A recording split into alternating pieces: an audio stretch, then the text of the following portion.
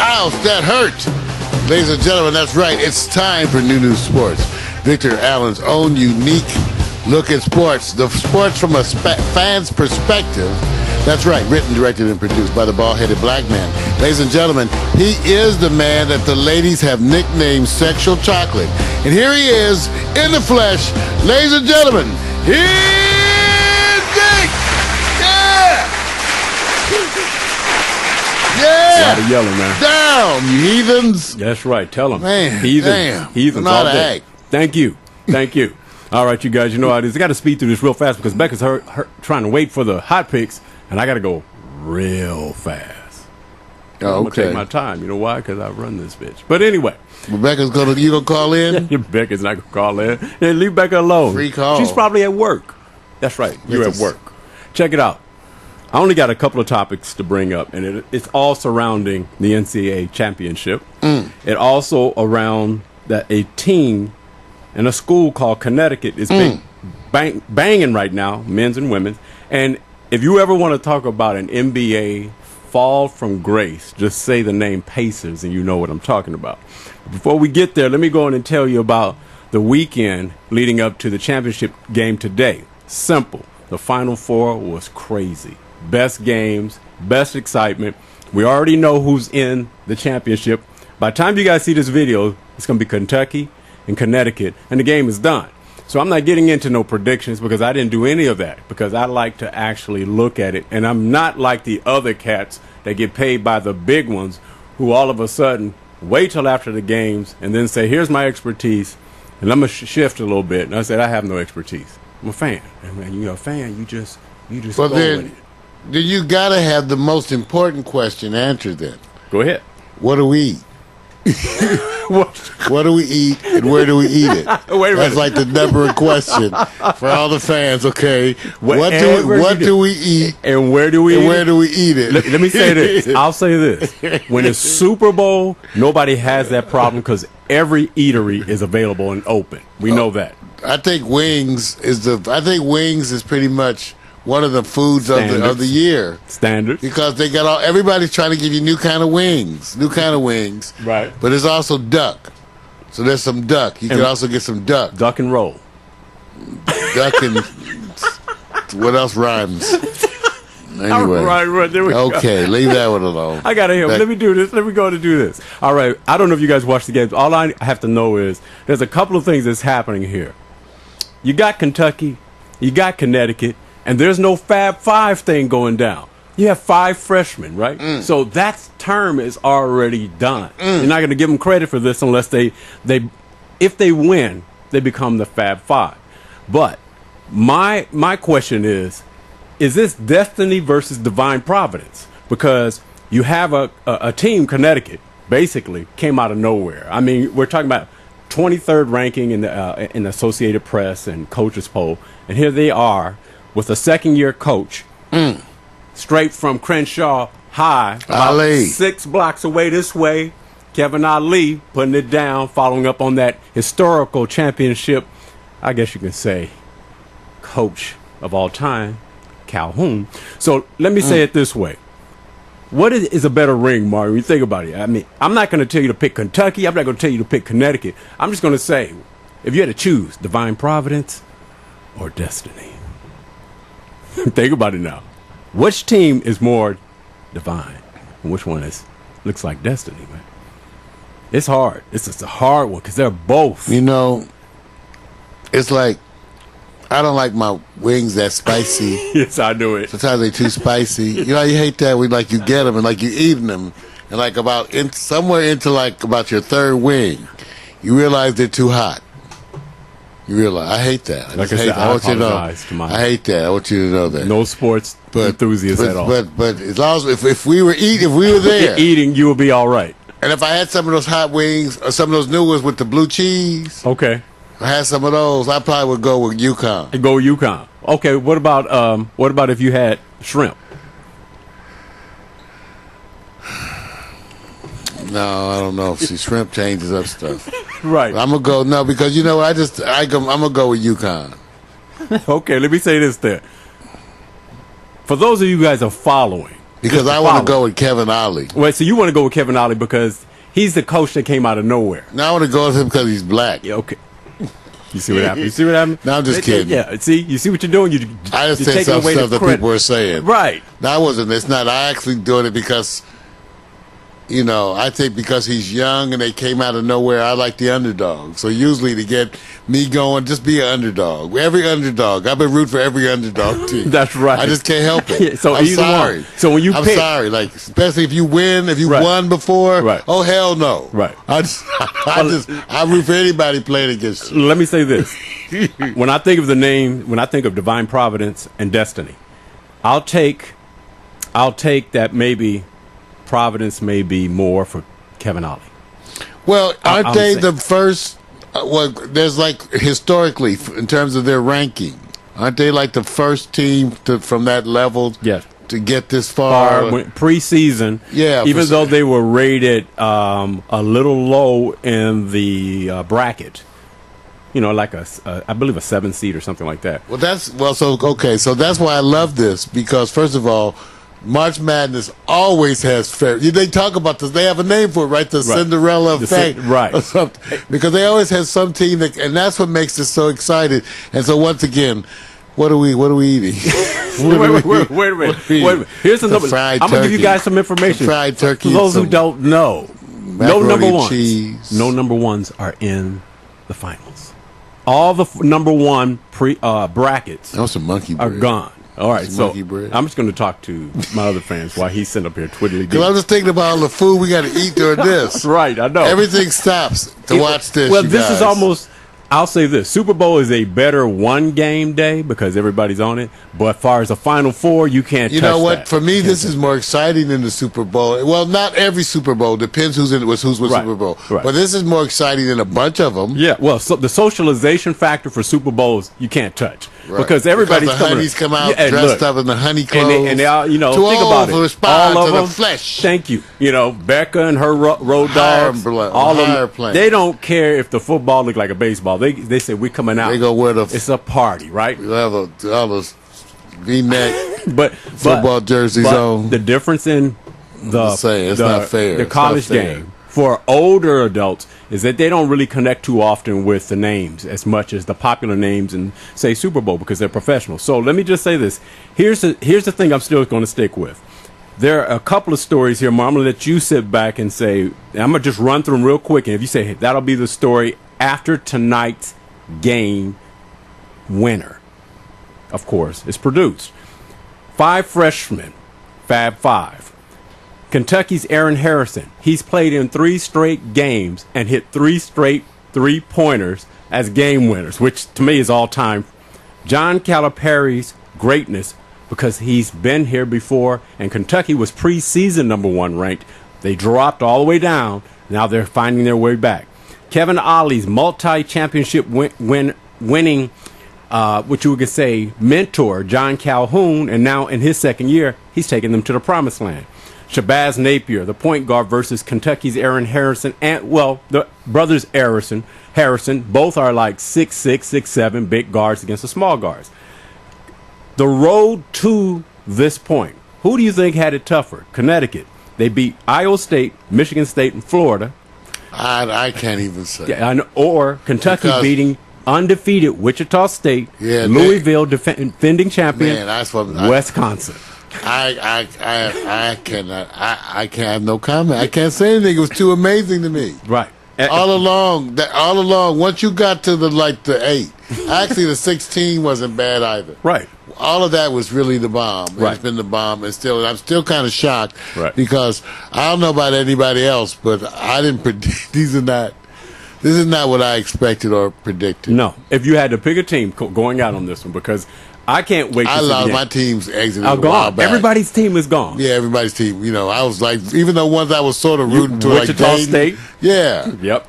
A bunch of them, it's just they're gone. Florida, overwhelming favorite, gone. Yeah. Well, I didn't root for them.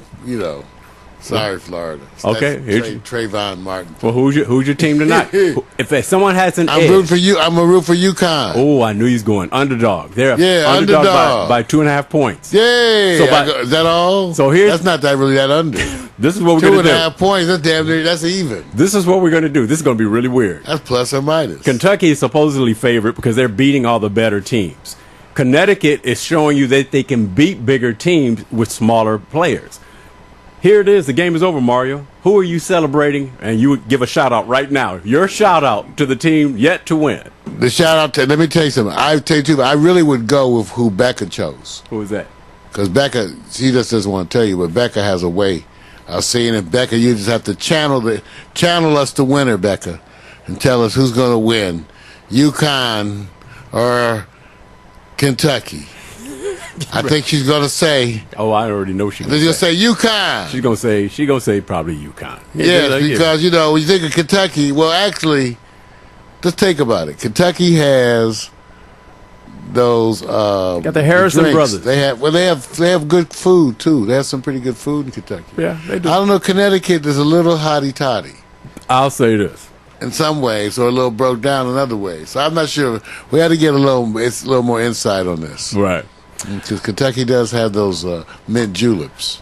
I would love to give the speech. Congratulations, Connecticut. You did what everybody else thought you couldn't do. But then I can give the speech, Kentucky. Nobody saw this coming except the preseason rankings that you guys are number one. So it's not a surprise if you're number one. There you go. That's my shout outs and recognition. I'm done with that moment. Let's go to the next one. Pacers, Indiana.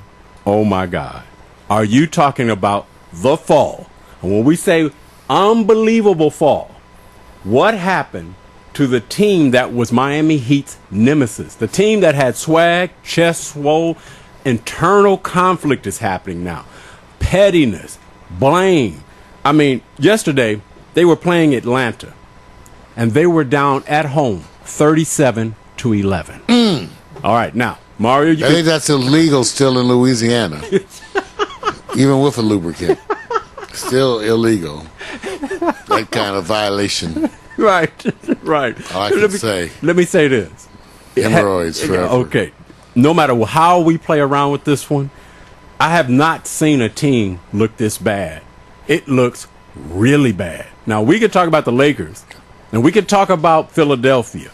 But when you are the team that's basically saying we're going to dethrone Miami from the East, and I don't know if you've seen how they've been playing lately, it looks terrible. And you can't blame the coach because they've been here. And here's the reasons they're saying. I'm just saying. The number one they're trying to find is Danny Granger, who was the senior leader on the team, so to speak. That they all were sad that he got traded. And, of course, he's now with the Clippers. This team has no senior leadership, no experienced players except West, who played with Chris Paul in New Orleans. So he's not your leader. So what's the problem here, Martin? When you're talking about a fall from grace, they are 3-12 in their last. I guess you have to blame the ownership. But hey, I'll say this. Okay, what? The second season still is the second season. Okay. So when you get to the second season, you could try to change things around. It's just that you tend not to if that's the slide you're on. Usually it's more that if you're going to be headed toward a championship, you already are on your game and you're really solidifying it as you go into it. So that whole myth of getting it together doesn't really go for getting you far. So I don't know. It's really there's other teams that are looking harder to beat. Mm-hmm. Hey, look, you got San Antonio. Well, you got teams in the West, Mario, right now are beating up each other but playing an inspired ball through injuries. Right. Miami is not playing up to par. No, but again, for them, they're still good enough. You're going to say, they're good enough. They're good enough, and on any given moment, though, Vic, it's not quite the same. Right. That's not a real flip on, flip off. If Miami was in the West and had to go through the train wrecking with West, that wouldn't even apply the same way because the West doesn't seem like the teams even the ones that I like. I'm just saying, no, they're beating up on each other. San Antonio got their 19-game winning streak snapped. So that's the team. That's the team that looks Oklahoma. Good. They don't like they have enough to beat Miami, but they beat San Antonio. But they still just don't look like they don't have They don't look like they can beat them in a series. And here's the other thing: they also need Westbrook every night on his game. We Right. want to win a series. That's right. And even though I think they have the third player. Right. Though I do think some of the other, I think like Jackson, some of the other people. Yeah, they have a team that can. It's solid. You know what they say is about matchups, because the next day Oklahoma played Houston and lost. So the West is beating up on But everybody. we expect them to be able to, in a series, to beat Houston right now, but maybe they can't. See, Houston at least has good things to build on. Right. Even though ASIC took the worst free throw shot. And let's just say this: Dwight Howard, everybody's resting up. There's 4 games to go. I love what this coach said. I forgot maybe it was Doug Collins or somebody else. Maybe I'm wrong on this. He said, you don't have to scheme just to go play defense. He says you just go play defense. So when all of a sudden you are not playing defense, you can't come back and say, I didn't know the play. He says they call hustle. You ever seen somebody dive on the floor, somebody go after the ball? When those things leave you as a team and you're 4 games remaining before you get into the playoff season, I love what Charles Barkley said. Name a team that's been playing really lousy and they turned it on with like 5 games remaining in the regular season, and then they just shot up the ranks. He says you haven't seen anything, especially with Indiana. No team, based on their record so far, historically. In the Expendables, but in the Expendables it happened. You see what happens? It happened in You see what I'm saying? Remember that? Remember how I'm they just trying turned to say, around? see what I'm doing? Keanu, what's his name, came in and threw the touchdown? I didn't even see the damn movie. It happened in the Expendables. All right. Now, The team came back. So the team came back. I saw it. Here's my prediction on Indiana. How far do they go under the conditions that they're playing right now? First round, second, conference finals, NBA finals. How far do they go? Based on how they're playing now.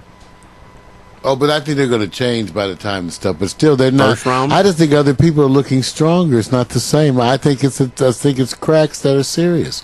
No, I think they may make it. So they're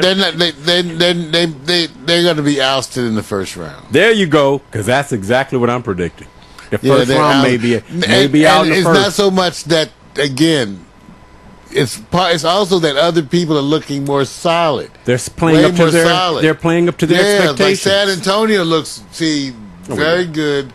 The Clippers look good as solid bench, super bench all day long, man. So there's a bunch of other teams, and again, I'm talking about people to challenge Miami, regardless of conference right now. Just anyone to challenge Miami. I just still can't see OKC beating them in a series. It's matchups. It's always about who's the matchups. Not night in and night out. They can't do it. Yeah. See, Oklahoma matches up different with Miami because they both can play a smaller ball and they are the athletes. But the defensive liability of Miami is now coming up. Their defense is giving away more points throughout the total year. I don't know if they can turn it on. D. Wade has been sitting out waiting for injury, so he's not going to be at 100%. So they're just not at full capacity. That's just like, can I turn it on? Yes. Don't vote for that one. Go to. Now I can't give respect out to Connecticut unless I include the women. Yay! When we go to the women, we're talking about the men's and women's teams. Connecticut have a chance to do the double. You got to give it to them. Yeah, and women probably are more favored that they can take it than the men's. True. That's what makes this all so interesting, you guys. Though I love this. Right. I love this, Vic, and it definitely to me adds something. Okay, let's see what it does to the viewership. Let's see what it does to the viewership of the combined game. Yeah. The hard part is, when is the women's game broadcast? It's tomorrow. Tomorrow, their championship is tomorrow. So let's see what happens, you guys. Let's play like this. Imagine if UConn wins tonight. That's what I'm saying. That's going to make the viewership tomorrow night. I tell you what, we'll have to adjust some stuff. Well, it's been done before. I think UConn took both divisions, 2004, I believe. So it's been a while, but this small school has this pedigree for winning. And imagine that you're 2 undefeated teams. So you got UConn at 39-0. You got the Irish at 37-0 and ranked number 2. Hey. So look at it this way. I'm going to look at the Irish as pulling what I call a mild upset. I'm going to root for UConn so we can have a big UConn party. For whatever reason. Let them have a nice UConn day. I don't even know what that means. Because it's cold out there, Vic. I'm ready to get out of here. It's time for Becca's time. I'm done with new sports, man. I'm ready to go. Since you've added food to this whole thing, what? Divine Providence. Oh, that's right. Time to get some food. That's right. What are we gonna eat tonight? Basketball food. You got pizza. You got your hot wing. You got your burgers, chili dogs, fries. But now we're adding things like duck, Caesar salad, salmon on a plank, some monkey bread. You act like a monkey, we're gonna feed you like a monkey. Hey! I never knew what that meant, to feed you like a monkey.